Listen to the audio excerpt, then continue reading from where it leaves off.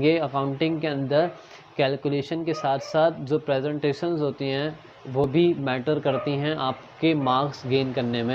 अस्सलामु अलैकुम dear students, welcome back to the channel और होप आप सब खैरियत से होंगे। और आज हम डिस्कस करने वाले हैं इनकम स्टेटमेंट को, जो कि आई कॉम के स्टूडेंट्स, फर्स्ट ईयर के स्टूडेंट्स जो हैं उनके लिए भी, और बी कॉम के अंदर भी ये क्वेश्चन जो है वो आता है। और चैप्टर का नेम है यहाँ पर आपके पास फाइनेंशियल स्टेटमेंट।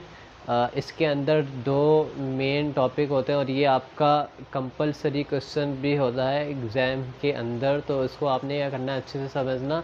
दो टॉपिक होते हैं इसके अंदर, एक इनकम स्टेटमेंट होता है और एक बैलेंस शीट होती है इसके अंदर। तो आज हम डिस्कस करने वाले हैं इनकम स्टेटमेंट को, कि बेसिकली इनकम स्टेटमेंट होती क्या है और इसके अंदर जो स्टेप होते हैं उन स्टेप्स को अगर एक एक बारीकी से अगर हम इसे समझ लेंगे तो क्या होगा, फिर आप जब पेपर अटैम्प्ट करेंगे तो आपको कोई भी प्रॉब्लम नहीं होगी। ठीक है, तो पहली बात तो ये कि इनकम स्टेटमेंट का मतलब क्या होता है, इनकम स्टेटमेंट हम बनाते क्यों हैं। तो इनकम स्टेटमेंट का मतलब होता है कि इनकम स्टेटमेंट शोज़ दी बिजनेस ऑपरेशंस। इनकम स्टेटमेंट हमें क्या बताती है, बिजनेस के ऑपरेशंस के, एक बिजनेस ने एक स्पेसिफिक पीरियड के अंदर क्या क्या चीज़ें परफॉर्म की। अब एक बिज़नेस के अंदर क्या होता है भाई, सामान, हम या तो सामान बनाते हैं और सामान को क्या करते हैं भाई, बेचते हैं। बिज़नेस का मतलब ही होता है कि आप क्या करें, selling of goods and services to earn profit. आप क्या करोगे भाई, पैसे कमाने के लिए क्या करते हो, गुड्स को बेचते हो या तो अपनी सर्विसेज को बेचते हो। ठीक है, ठीक है। तो अब क्या करना है यहाँ पर समझना है। अब बिज़नेस इनकम स्टेटमेंट बना रही है बिज़नेस ऑपरेशन को, एक बिज़नेस के अंदर क्या क्या हो रहा है वो सारी चीज़ें यहाँ पर आपको यहाँ पर दिखाई जाती हैं इनकम स्टेटमेंट के अंदर। ठीक है, और बस इतना, इसमें कुछ और ख़ास नहीं है। अब आप लोगों ने क्या करना है, इस पूरे स्टेटमेंट को, इस पूरे स्केच को क्या करना है, अच्छे से समझना है। सबसे पहला हेड दिया हुआ है सेल्स का, कि आप एक बिज़नेस के अंदर जब कोई सामान बनाते हो, ठीक है, तो आप क्या करते हो, उसे फिर बेचोगे भी, अपने पास नहीं रखते। तो अब सेल्स क्या है कि आप कोई भी सामान बेचते हो तो वो क्या है, आपकी सेल्स है। नेक्स्ट स्टेप आता है सेल्स रिटर्न और सेल डिस्काउंट। सेल रिटर्न क्या है कि जिसको आपने सामान बेचा उसने हमें वापस कर दिया। सेल डिस्काउंट क्या है कि आपने डिस्काउंट दे दिया उस शख्स को। तो अब आपने सेल्स में से लेस करवाना है सेल्स डिस्काउंट या सेल्स रिटर्न। क्यों लेस करवाना है, ताकि आपको आपकी एक्चुअल सेल की अमाउंट पता चल जाए। एक्चुअल सेल से मुराद कि आपने तो जो सेल की, मैं मान लें कि भाई मैंने बोला अभी 10 लाख की सेल की, लेकिन उस 10 लाख की सेल्स के अंदर से जो है वो 50,000 का सामान डिफेक्टिव था, रिटर्न आ गया। तो अब जब 10 लाख की सेल की है उसके अंदर से 50,000 का सामान रिटर्न आ गया, तो एक्चुअल सेल तो हमारी 9,50,000 हुई ना। ऐसे ही है, एक्चुअल सेल कितनी हुई हमारी, 9,50,000 रुपये। और इसी तरह अगर आप 25,000 का डिस्काउंट दे देते हो उसे, कि आपने अगर टाइम पीरियड के अंदर जो है वो 10 दिनों के अंदर अगर मिसाल लेके पेमेंट कर दी, तो आप उसे 25,000 का डिस्काउंट दे रहे हो।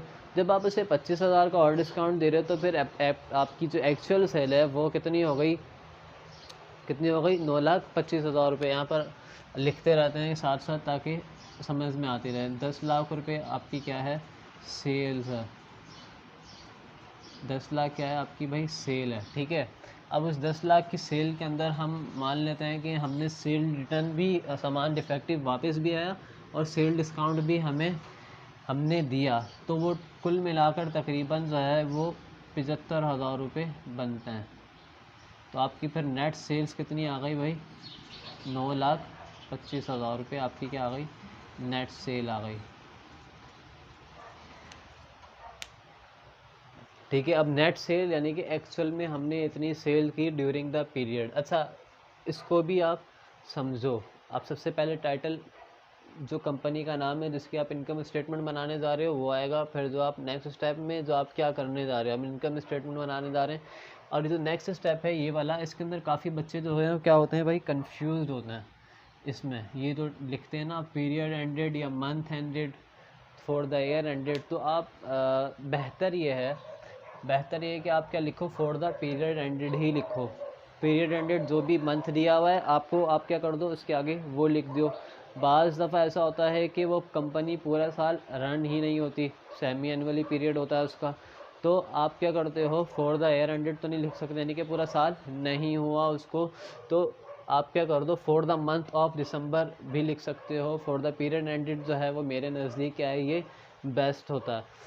अच्छा, यहाँ तक हम डिस्कस कर चुके हैं। अब नेक्स्ट स्टेप आता है कॉस्ट ऑफ गुड्स सोल्ड।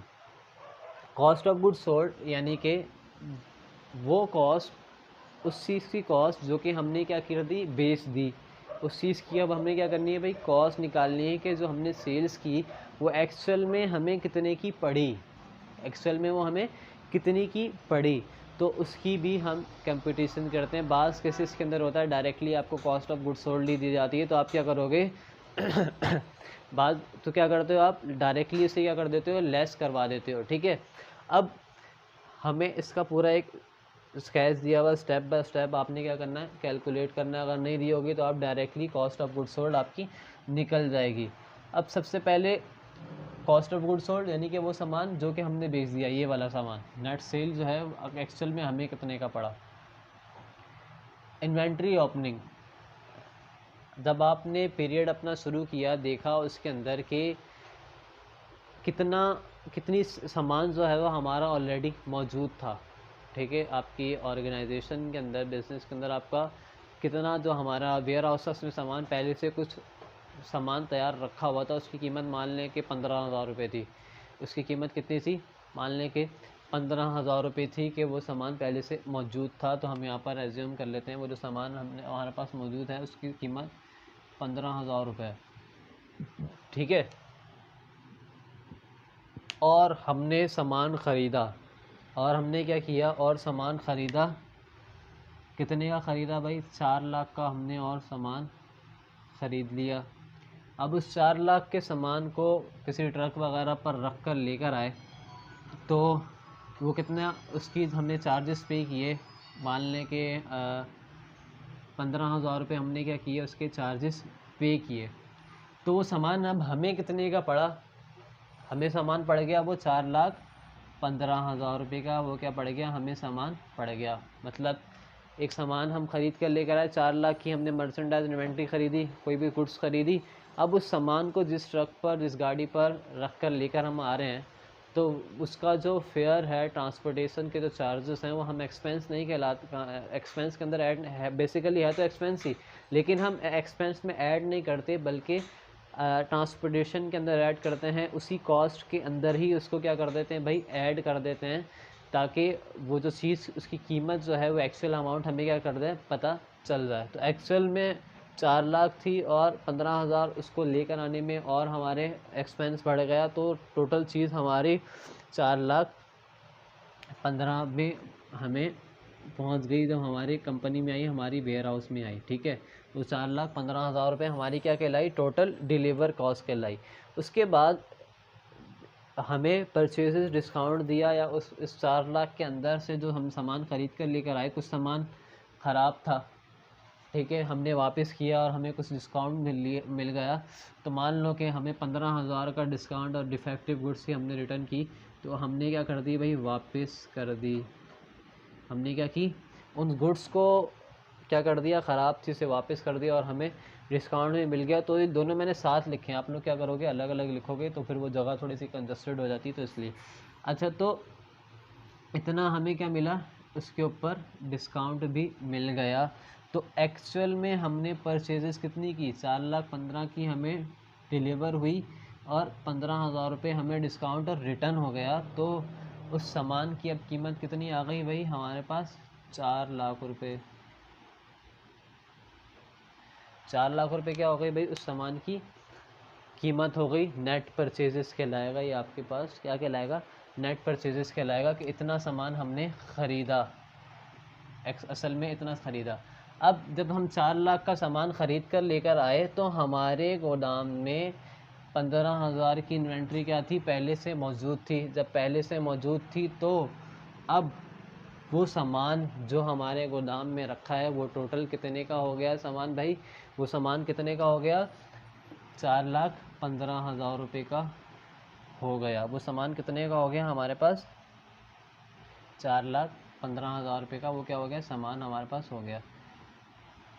इस 4,15,000 रुपये में से कुछ सामान ऐसा था जो हमारे गोदाम में रखा हुआ था, कुछ ऐसे यूनिट्स थे, कुछ ऐसे कॉटन्स के डब्बे थे, मर्चेंडाइज इन्वेंट्री थी जो अभी at the end of the period हमारे पास बची हुई थी। यानी कि सामान पड़ा हुआ था पहले से, यानी कि एक मार्कर रखा हुआ था हमारे पास पहले से, और हम क्या कर कर आ गए भाई, 2 मार्कर और ख़रीद कर लेकर आ गए।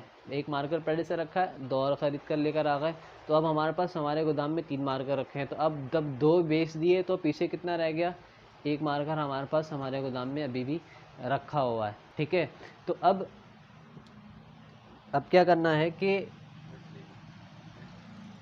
हाँ, अब जो सामान बचा हुआ है, जो मार्कर बचा हुआ, हम क्या करवा दोगे भाई, इसके अंदर से लेस करवा दो, तो हमारे पास कॉस्ट ऑफ गुड्स सोल्ड आ जाएगा। यानी कि वो जो सामान बेच दिया, फिर से मैं आपको उसको क्लियर कर दूंगा, जो सामान बचा हुआ उसकी कीमत मान लो 15,000 रुपये, वो लेस करवा दोगे तो आपके पास आ जाएगी कॉस्ट ऑफ गुड्स सोल्ड, कितनी आ जाएगी, 4 लाख रुपये। यानी कि एक मार्कर पहले से रखा हुआ था, 2 और ख़रीद कर लेकर आए, तो कितने मार्कर हो गए हमारे गोदाम में, 3 मार्कर हो गए। अब इन 3 मार्कर्स में से 2 चले गए, 2 चले गए, ठीक है, एक क्या है, बचा हुआ है। जो बचा हुआ है इसकी कोई ना कोई कीमत होगी, बचा हुआ जब लेकर आए तो भी कोई कीमत थी, तो बचा हुआ इसकी कोई ना कोई कीमत होगी। तो हम क्या करेंगे, जो इसकी कीमत होगी एक वाहिद यूनिट की, इस मार्कर की, हम क्या कर देंगे, जो ख़रीदे थे, जो लेकर आए थे, तब तक जो कीमत थी उसके अंदर से इसकी कीमत क्या करेंगे, निकाल देंगे। तो हमें फिर पता चल जाएगा कि असल में हमने जो सामान बेचा है उसकी कीमत क्या है। तो कॉस्ट ऑफ गुड्स सोल्ड आ गई हमारे पास 4 लाख रुपये। 4 लाख रुपये कॉस्ट ऑफ गुड्स सोल्ड है। तो जब आप 4 लाख में से इस माइनस करोगे नेट सेल को, तो आपके पास आ जाएंगे 9,25,000 रुपये, सॉरी 5,25,000 रुपये। अब इस 5,25,000 रुपये में से अब ऐसा नहीं ये कहलाएगा हमारा ग्रॉस प्रॉफिट। ग्रॉस प्रॉफिट मतलब कि ये हमारा टोटली प्रॉफिट कहलाता है, नेट नहीं कहलाता। यानी कि हमारे जो हमने सामान बेचा उसमें हमें इतना मुनाफा हुआ, ग्रॉस है, यानी कि ओवरऑल प्रॉफिट है हमारा। उस ग्रॉस में से हमने क्या किया, अभी एक्सपेंसेस लेस नहीं किए। इस ग्रॉस प्रॉफिट को ये भी कहते हैं कि ऐसा प्रॉफिट जिसके अंदर से अभी तक एक्सपेंसेस जो हैं वो आपके लेस नहीं हुए हुए। ठीक है, तो आप क्या करोगे, एक्सपेंसेस जब लेस नहीं हुई तो इस ग्रॉस प्रॉफिट में से लेस करवाने एक्सपेंसेस, तो इसलिए मैंने बिल्कुल यहाँ से इसके बिल्कुल नीचे लिखा। तो एक्सपेंसेस जब आप लेस करवा दोगे, एक्सपेंसेस डिफरेंट तरीके से हो सकते हैं, रेंट भी हो सकता है, सैलरीज भी हो सकती हैं, वेजेस भी हो सकते हैं, इलेक्ट्रिसिटी यूटिलिटीज़ के बिल भी हो सकते हैं। ठीक है, और आप मान लो उसके अलावा आपके कौन से एक्सपेंसेस हो सकते हैं भाई, वेयर रेंट, उसके आपके उसके एक्सपेंसेस हो सकते हैं।